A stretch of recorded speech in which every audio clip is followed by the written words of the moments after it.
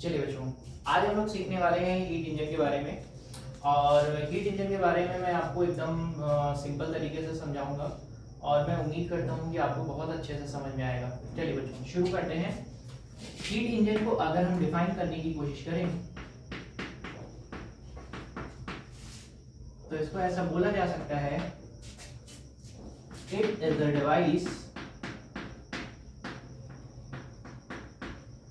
which is used to convert what बच्चों? Convert heat energy into mechanical energy।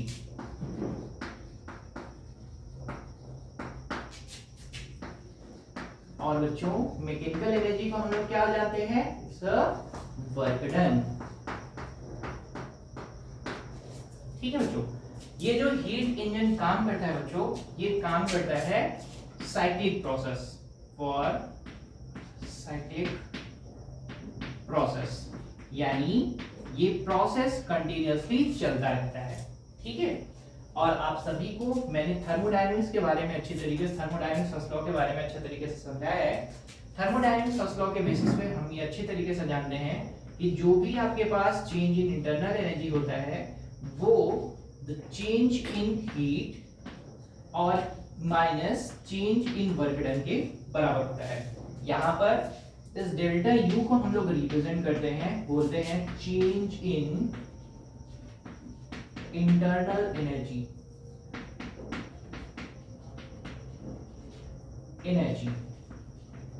और बच्चों, अगर ये साइक्लिक प्रोसेस के लिए बात कर रहे हैं तो चेंज इन इंटरनल एनर्जी कितना होता है बच्चों?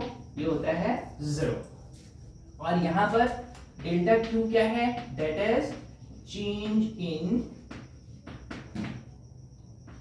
इन हीट। और डेल्टा डब्ल्यू की बात करें तो क्या बोलेंगे? Change in work done. और आप सभी को अच्छे से पता है कि change in heat and change in work done, इन दोनों को हम लोग रिप्रेजेंट करते हैं, दैट इज पाथ फंक्शन से। चलिए, उसकी बात बाद में करेंगे। सबसे पहले अगर आपके पास साइक्लिक प्रोसेस के लिए बात कर रहे हैं तो चेंज इन इंटरनल एनर्जी कितना हो जाएगा? वो हो जाएगा 0। तो आप अच्छी तरीके से बता सकते हैं कि जितना भी आप हीट सप्लाई करने वाले हैं वो कन्वर्ट किसमें होने वाला है? वर्क डन में, यानी delta Q is equal to delta W. ठीक है बच्चों, तो फिर अभी रिप्रेजेंट करते हैं फटाफट। जरा देखो कि भाई ये ठीक बात है कि हीट इंजन है तो किसको कन्वर्ट करेगा? हीट एनर्जी को कन्वर्ट करेगा, मैकेनिकल एनर्जी में कन्वर्ट कर देगा। अब अगर हम बात करें कि भाई इनके लिए किन किन चीजों से हम यूज कर सकते हैं एज अ सब्सटेंस, तो सबसे पहली चीज जैसे देखते जरा, जैसे फॉर एग्जांपल अगर मैं बात करूं स्टीम इंजन की, तो आप अच्छी तरीके से जानते हैं यहां पर आपके पास जो भी सब्सटेंस होगा, वर्किंग सब्सटेंस, वो क्या होगा? स्टीम होगा। अगर मैं बात करूं आपसे दैट इज डीजल इंजन की, तो आप सभी को अच्छे से पता है वर्किंग फ्लूइड आपके पास क्या होगा? फिर डीजल। और अगर मैं आपसे बात करूं दैट इज पेट्रोल इंजन और गैसोलीन इंजन की,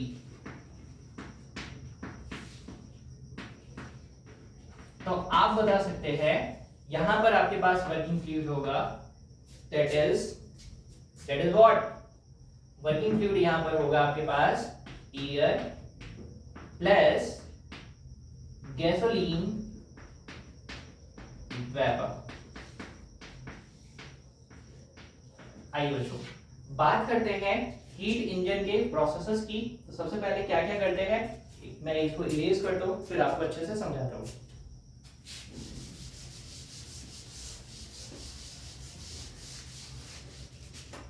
देखिए बच्चों, हीट इंजन में सबसे पहले हम लोग कंसीडर करते हैं एक थर्मल रिजर्वायर। क्या कंसीडर करेंगे? Thermal reservoir. मैंने एक थर्मल रिजर्वायर कंसीडर कर लेना है कुछ इस तरीके से। ये है थर्मल रिजर्वायर जिसका टेम्परेचर मैंने कंसीडर किया है कितना, T1, ठीक है। और इस थर्मल रिजर्वायर को मैं कनेक्ट कर रहा हूं एक इंजन से, जो कौन सा इंजन है बच्चों, हीट इंजन। और हीट इंजन क्या करता है, हीट लेगा, किससे लेगा, थर्मल रिजर्वायर से। हमने कितना एज्यूम किया, कितना हीट दे रहे हैं हम लोग, दे रहे हैं, सप्लाई कर रहे हैं सब Q1। इंजन ने क्या किया, इंजन ने इस हीट एनर्जी को कन्वर्ट कर दिया है वर्क डन में, ठीक है। हीट एनर्जी को किसमें कन्वर्ट कर दिया, वर्क डन में। अभी इसने वर्क डन में कन्वर्ट किया और कुछ अमाउंट ऑफ एनर्जी इसने, या हीट एनर्जी इसने क्या कर दी है, रिजेक्ट कर दी है हीट के फॉर्म में। और अगर बच्चों हीट रिजेक्ट हो रही है तो कहीं ना कहीं तो जाएगी, तो हम लोगों ने ये अज्यूम किया कि वो जहां जा कहां पर रही है, वो दूसरे रिजर्वायर में जा रही है जिसका टेंपरेचर है T2।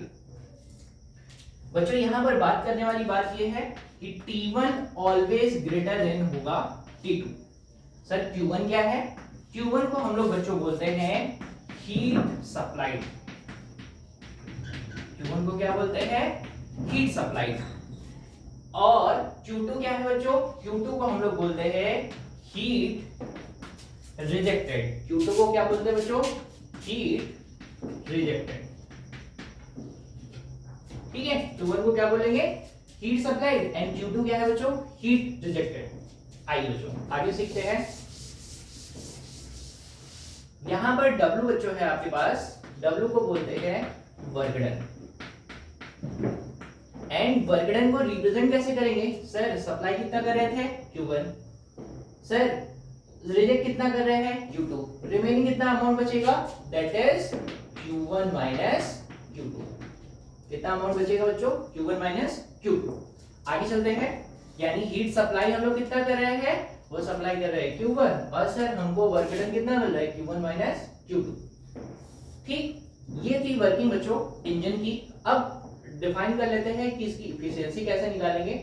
इफिशियंसी को हम लोग रिप्रेजेंट करते हैं ईटा से, और ईटा सिंपली हम लोग लिखते हैं इट्स आउटपुट अपॉन इनपुट।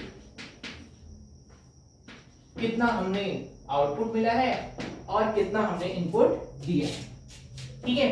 अब आउटपुट यहां पर कितना मिल रहा है बच्चों, वो मिल रहा है in the form of work done.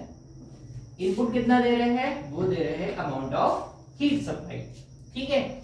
फटाफट इनको रिप्रेजेंट कर लेते हैं W। W का वैल्यू पुट करते हैं, W इक्वल टू हम लोग जानते हैं Q1 minus Q2 upon represent कर देते हैं Q1।